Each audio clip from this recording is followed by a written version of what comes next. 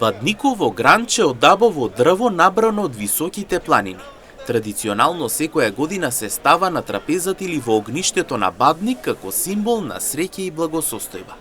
Според верувањата, со ваквото гранче се украсува домот, а неговиот пламен во огништето носи светлина и радост. Оваа стара традиција привлекува големо внимание, па граѓаните масовно го купуваат пред празникот. Во Штип Бадниковото гранче се продава по 25 денари, што го прави лесно достапно за сите. Купувачите велат дека не ја пропуштаат можноста да го внесат духот на Бадник во својот дом, а продавачите додаваат дека интересот за гранчињата годинава е поголем од порано. По 25 дена врзилка, берен во планина, еколошки чисто, за Бадни вечер екстра.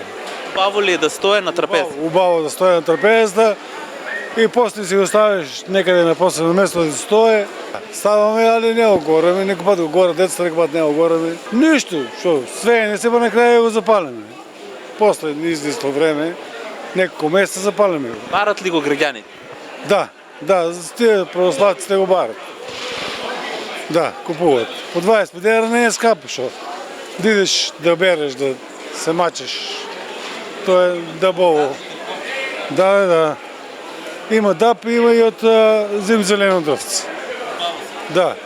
Граѓаните речиси спремни за Бадниковата трапеза. Купуваат од се по нешто: брашно, зејтин, костени, ореви, мандарини, а неизбежен дел им се и гранчињата кои ги купуваат се повеќе. Сега моментално немам. Немам, али ќе земам. Ќе земам сигурно.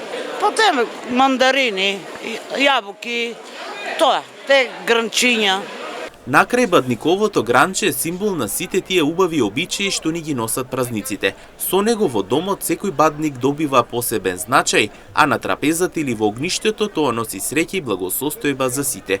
Купувањето на гранчето не е само обичај, туку и начин да се зачува духот на празниците за сите тие што го носат дома. Тоа е посебен знак за новата година полна со радост и среќа.